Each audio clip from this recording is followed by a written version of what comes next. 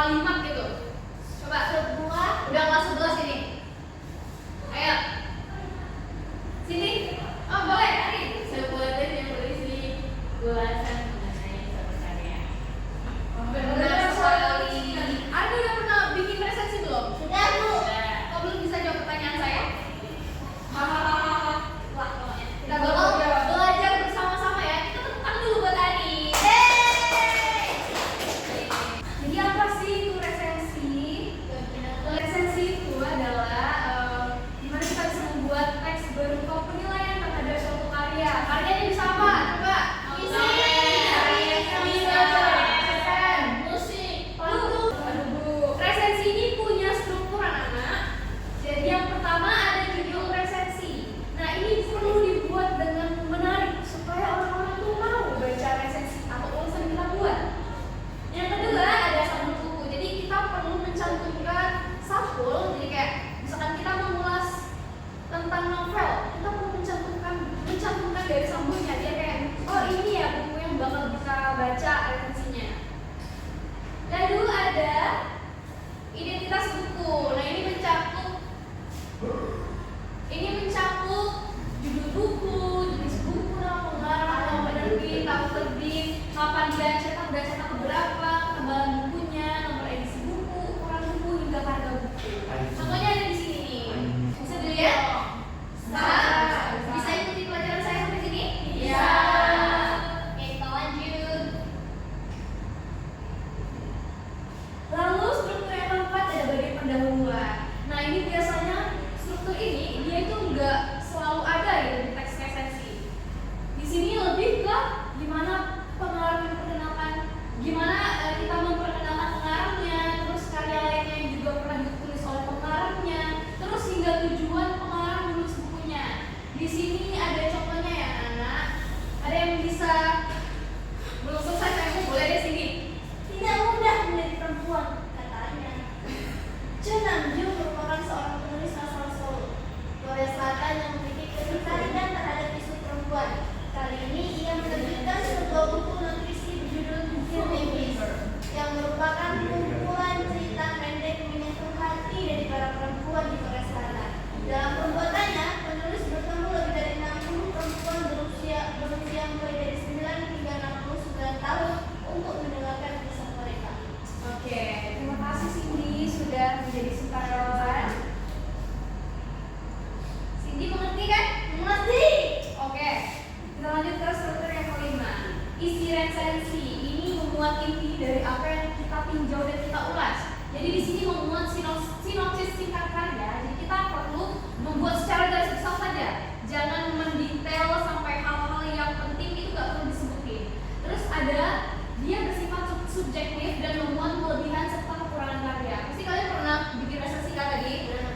Coba deh, ada yang mau bantu nggak? Kayak kalian udah pernah baca novel apa dan kekurangan kelebihannya apa? Boleh? Siapapun? Volunteer? Ada? Oke. Kamu sudah pernah membaca buku apa ini, Nak? Baik. Ya, satu saja. Sebuah Bulan terbelah di langit Amerika. Oh. Kelebihannya apa? Coba. Kelebihannya apa? Sebutin. Dari buku itu apakah dia gaya bahasanya bagus? Gaya bahasanya bagus karena penulisnya itu Yang mana dia? bukan. Dia menceritakan secara lengkap ya sesuai pengalaman pribadinya di Amerika. Kalau buat kekurangannya apa coba? Kekurangannya kurang panjang dari teks ceritanya. Berarti apa kalau kekurangannya? Hanum Salsabila. Hanum Salsabila. Oh, Ini iya. penggemarmu. Oke, silakan duduk. Tepuk tangan buat Ari. Sudah mengerti nggak sampai sini? Sudah. Kita lanjut ke struktur selanjutnya. Ada penutup. Jadi ini bersih kesimpulan dan apakah yang kita baca itu bisa direkomendasikan terhadap beberapa usia. Jadi misalkan contoh, buku ini sangat cocok bagi pembaca yang tertarik pada isu perempuan. Kisah di dalamnya mampu menggetarkan emosi pembaca dengan baik. Banyak yang beranggapan bahwa menjadi perempuan tidaklah sulit, namun setelah membaca buku ini, pemikiran-pemikiran tersebut akan berganti dengan rasa empati yang mendalam. Oke, nah kita lanjut ke materi selanjutnya. Jadi setelah mengetahui struktur-struktur dari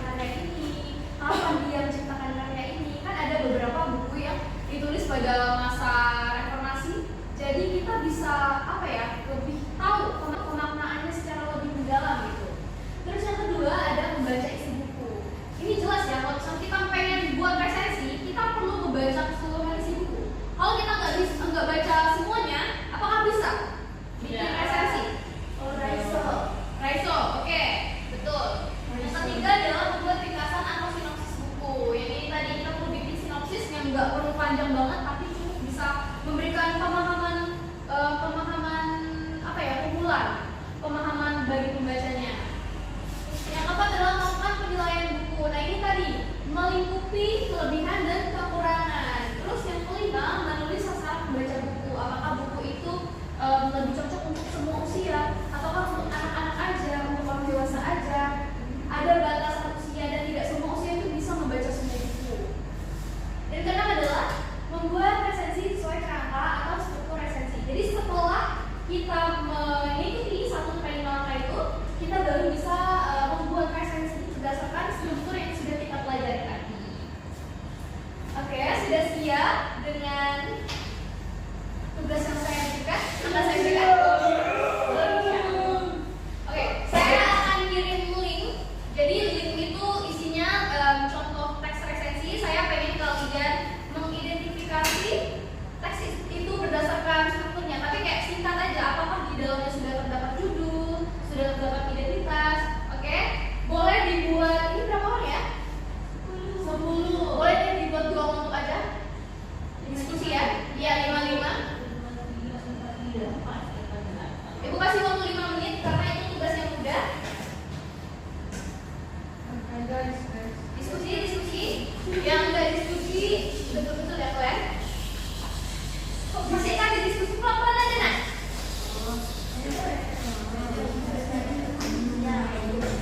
Ada yang kesulitan nak?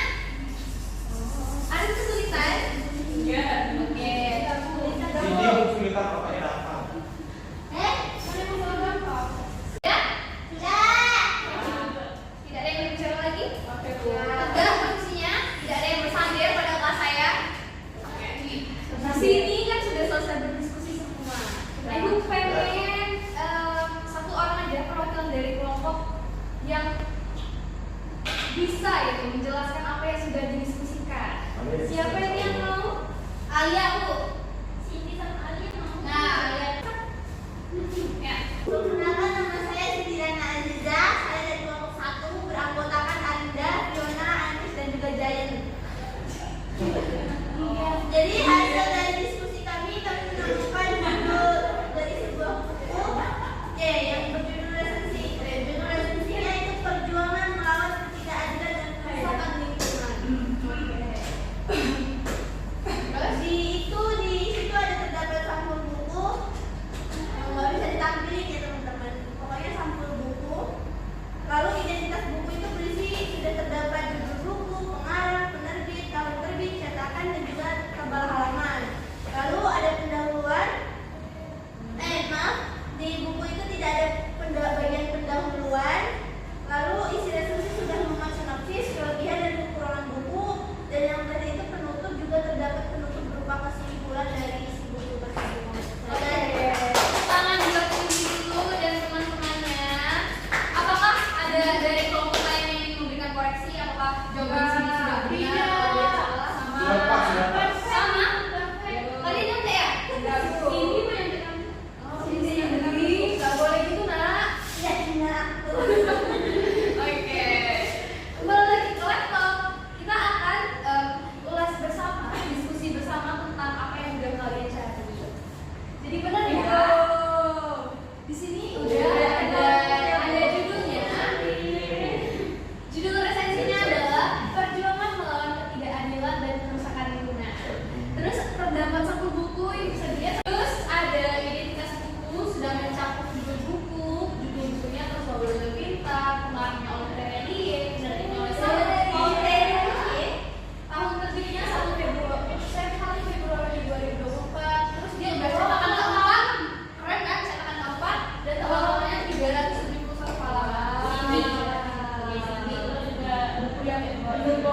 Oke, jadi sesuai dengan kata Cindy tadi, nggak ada bagian pendahuluan yang mengatakan gimana sih, siapa sih pengarangnya, yang membahas tentang pengarangnya, kenapa pengarangnya membuat buku ini, tidak ada.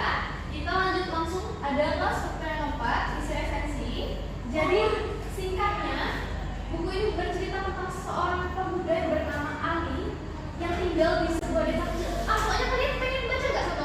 Oh boleh, sini gasin ya, gasin. Dengan suara yang lantang gasin.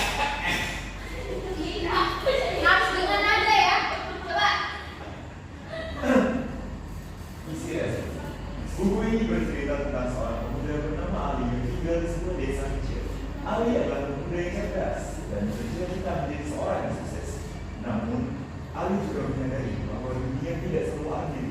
Orang-orang yang pintar dan berpendidikan belum tentu bisa sukses.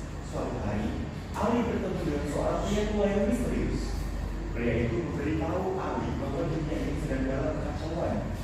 Orang-orang yang pintar dan berpendidikan justru menjadi bagian dari kekacauan tersebut. Pria tua itu kemudian mengajarkan Ali tentang pentingnya masa menjadi bodoh. Bodoh di sini bukan berarti tidak memiliki pengetahuan atau kecerdasan. Bodoh di sini berarti tidak memiliki ambisi dan keserakahan. Saat hukum dan kekuasaan itu pada serigala-serigala buas berburu domba, saat seluruh negeri dikekang oleh orang-orang jualan sok sederhana tanpa menyesatkan, apakah kalian akan tutup mata, tutup mulut, tidak peduli dengan apa yang terjadi, atau kalian akan mengepalkan tangan ke udara, lawan!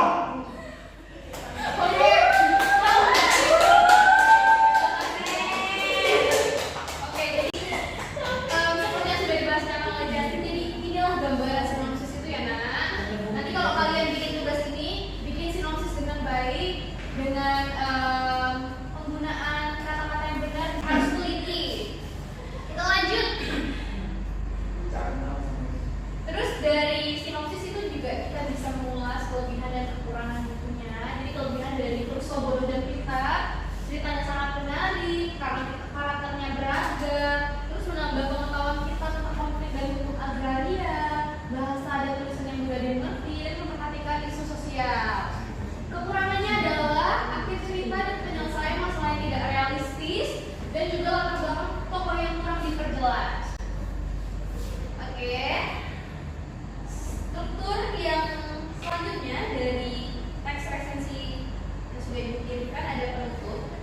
Jadi di sini lebih ke kesimpulan ya.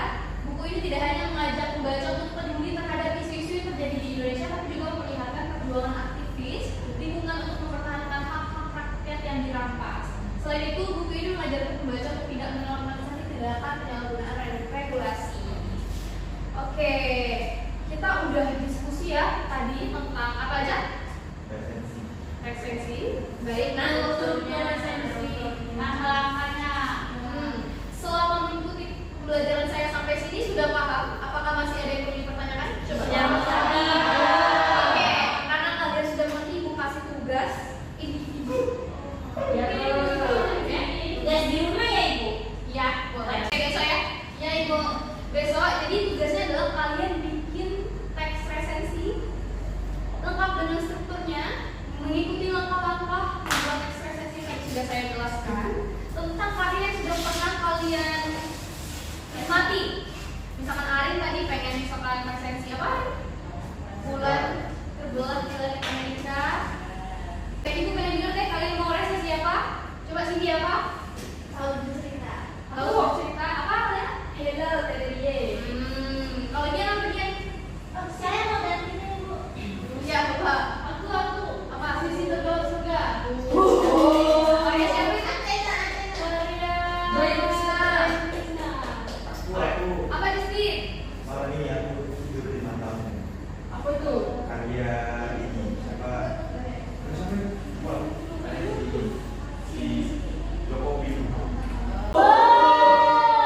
Bagus ya buku-bukunya kalian sudah produksi anak-anakmu yang sudah besar.